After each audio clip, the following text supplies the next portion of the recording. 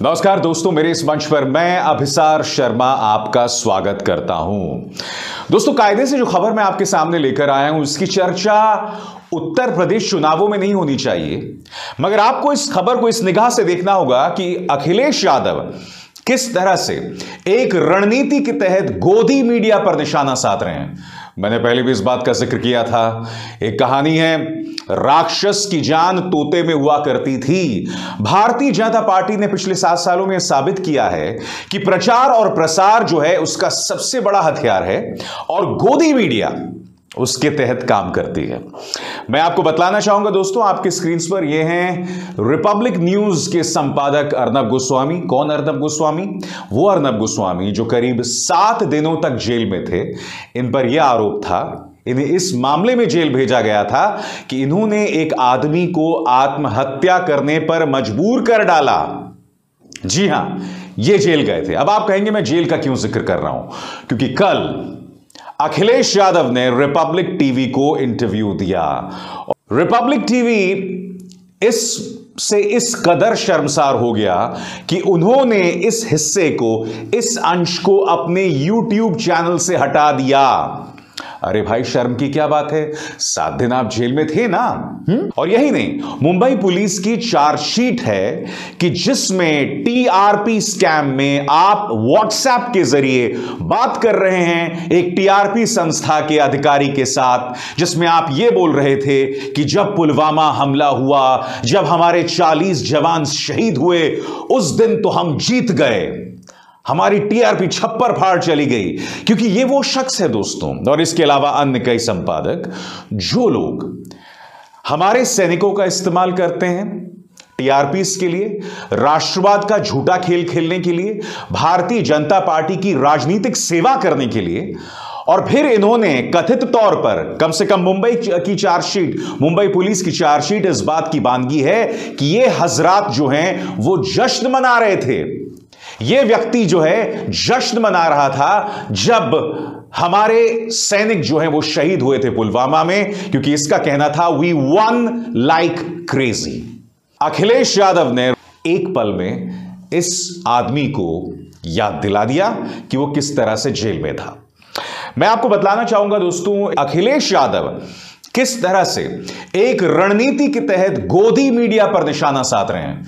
मसलन जब वो अंबानी के न्यूज चैनल में आए थे, वहां उनके एक एंकर को किस तरह से उन्होंने निष्पक्ष और ईमानदार बताया, और वो एंकर देखते रह गया, उसे समझ नहीं आया कि मैं क्या करूं। अब एक चैनल पर तो एक मोहतरमा इस कदर घबरा गई कि जब अखिलेश यादव ने उन्हें ईमानदार बोल दिया तो वो बदतमीजी पर उतर आई।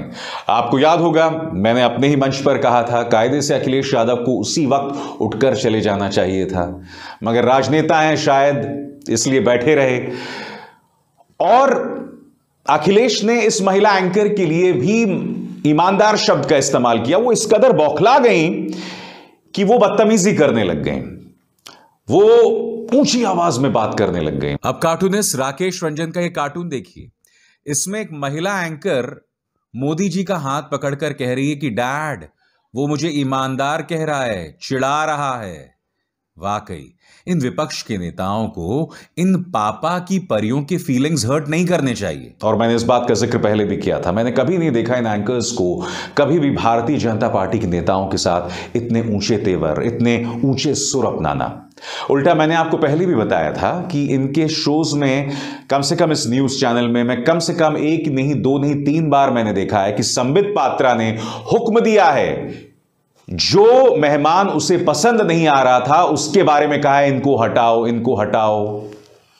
आज जो ये शख्स शहजाद पूनावाला भाजपा का प्रवक्ता है, एक जमाने में प्रधानमंत्री और भाजपा को पानी पी पी कर गाली देता था। ये मैं आपको बतलाता हूं, उस वक्त मैं एबीपी न्यूज में था दोस्तों। उस वक्त शहजाद पूनावाला संबित पात्रा से लगातार सवाल कर रहा था। संबित पात्रा ने कहा इस आदमी को हटाओ, और जब तक इस आदमी को नहीं हटाओगे मैं शो में नहीं बैठूंगा।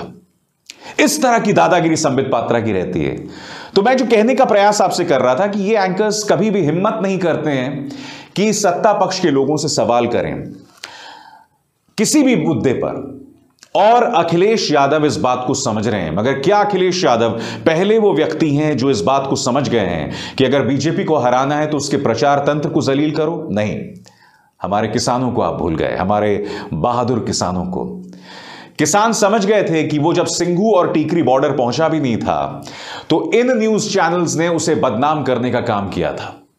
तभी किसान समझ गया था हमें इन पर हमला करना है। उसने अहिंसात्मक तरीके से बगैर हिंसा का इस्तेमाल किए इन गोदी मीडिया एंकर्स को जलील करना शुरू किया।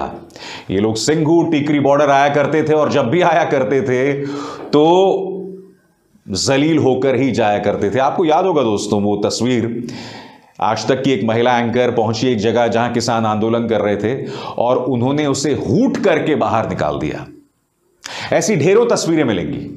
मगर मजाल है दोस्तों कि हमारे किसानों ने कभी भी हिंसा का इस्तेमाल किया। अखिलेश यादव इस बात को समझ रहे हैं और जब तक आप इस गोदी मीडिया को जलील नहीं करेंगे ना, तब तक विपक्ष को कामयाबी नहीं मिलेगी। जब तक इस गोदी मीडिया की विश्वसनीयता, इसकी क्रेडिबिलिटी जमींदोज नहीं हो जाएगी, तब तक ये लोग इनका इस्तेमाल करते रहेंगे समाज में जहर फैलाने के लिए। 2014 से पहले मुझे याद है जब मंच पर बीजेपी और कांग्रेस होते थे और कांग्रेस की उस वक्त सरकार हुआ करती थी, या फिर अखिलेश यादव का नुमाइंदा और बीजेपी का नुमाइंदा होता था, तो हम कटघरे में अखिलेश यादव के नुमाइंदे को रखते थे क्योंकि उत्तर प्रदेश में उनकी सरकार है। उसी तरह से 2014 से पहले जब भी मैंने किसी डिबेट में बहस की तो कटघरे में मैंने हमेशा सत्ता पक्ष के राजनेता को रखा। मगर ये लोग बेशर्मी देखिए। चलिए आप किसी पॉलिटिकल पार्टी की सेवा करें तो करें, सबसे शर्म की बात यह है दोस्तों, ये लोग समाज में जहर बो रहे हैं, नफरत फैला रहे हैं। इनकी सबसे बड़ा इनका जो गुनाह है ना दोस्तों, यही है। अखिलेश यादव इसको समझ रहे हैं और इसी रणनीति के तहत दोस्तों वो हमला कर रहे हैं इस गोदी मीडिया पर। और मुझे लगता है ये बहुत अच्छी स्ट्रैटेजी है और भविष्य में इन्हें जारी रखना चाहिए, तब तक जब तक ये गोदी मीडिया सुधर ना जाए। अभिसार शर्मा को दीजिए इजाजत। नमस्कार।